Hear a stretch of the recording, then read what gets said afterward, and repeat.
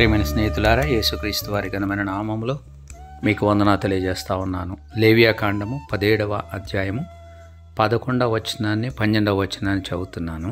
గమనించండి. రక్తము దేహమునకు ప్రాణము, మీ నిమిత్తం ప్రాయశ్చిత్తము చేయునట్లు బలిపీఠం మీద పోయిటకై దాన్ని మీకు ఇచ్చితిని.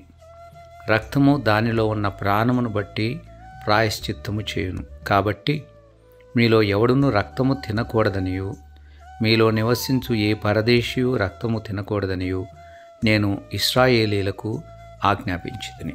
రక్తము తినకూడదని పాత నిబంధన గ్రంథంలో దేవుడు ఇశ్రాయేలు వారికి ఆజ్ఞాపించాడు. వారి మధ్యలో నివసించే పరదేశి కూడా రక్తము తినకూడదని ఆజ్ఞాపించాడు. కారణం ఏంటంటే, రక్తము దేహమునకు ప్రాణము, అది వారి నిమిత్తం ప్రాయశ్చిత్తం చేయటానికి, అనగా బలిపీఠం మీద పోయటానికి కొరకై దేవుడు వారికి ఇచ్చాడు.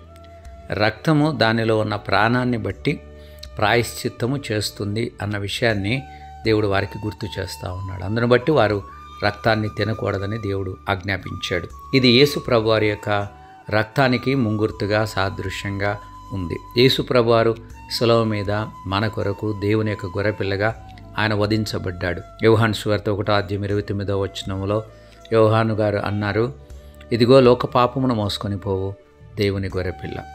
యేసు ప్రభువారు దేవుని గొర్రెపిల్లగా లోక పాపమును మోసుకొని పోవడానికి కొరకు వచ్చినటువంటి దేవుని గొర్రెపిల్లగా మనం చూస్తాం. యేసు ప్రభువారు స్వచ్ఛందంగా తన యొక్క ప్రాణాన్ని శిలువ మీద ఆయన అర్పించాడు.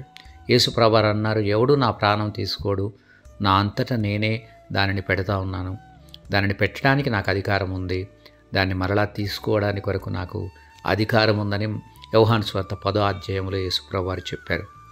ఆ రక్తం ద్వారా మనం కడగబడతా ఉన్నాం. పవిత్రమైన యేసుక్రీస్తు వారు, నిష్కలంకమైన యేసుక్రీస్తు వారు, నిర్దోషి అయిన యేసుక్రీస్తు వారి యొక్క రక్తము మన పాపములకు ప్రాయశ్చిత్తము కలగచేయటానికి కొరకు దేవుడు నియమించాడు. యేసు ప్రభువారు పొందిన దెబ్బల చేత మనం విడుదల పొందుతున్నాం, మనకు స్వస్థత కలుగుతూ ఉంది. ఆయన యొక్క రక్తము బలిపీఠం మీద ప్రోక్షించబడటం ద్వారా, యేసు ప్రభువారి యొక్క రక్తము దేవుని యొక్క సన్నిధిలోనికి తీసుకొని రాబడడం ద్వారా మనకు పూర్తి అయినటువంటి విడుదల, పూర్తి అయినటువంటి క్షమాపణ మనం పొందుతున్నాము. మనకు ప్రాయశ్చిత్తం చేయబడుతూ ఉంది. మన పాపములన్నింటినీ క్షమించడానికి యేసుక్రీస్తు వారి యొక్క రక్తము సరిపోతుంది. అందుకే యోహాను మొదటి పత్రిక 1:7 వచనములో యేసు రక్తము ప్రతి పాపము నుండి మనల్ని కడిగి పవిత్రులుగా చేయునని దేవుని వాక్యం చెబుతుంది. ప్రియమైన స్నేహితులారా, యేసు ప్రభునందు విశ్వాసం ఉంచడం ద్వారా మన పాపాలకు పూర్తి అయినటువంటి ప్రాయశ్చిత్తము దొరుకుతుందన్న వాస్తవాన్ని నేను మీకు తెలియజేస్తా ఉన్నాను. ఎవరైతే యేసు ప్రభునందు విశ్వాసం ఉంచారో వారు పూర్తిగా సంపూర్ణులుగా చేయబడ్డారని హెబ్రీ పత్రిక 10వ అధ్యాయము 14వ వచనం చెబుతుంది.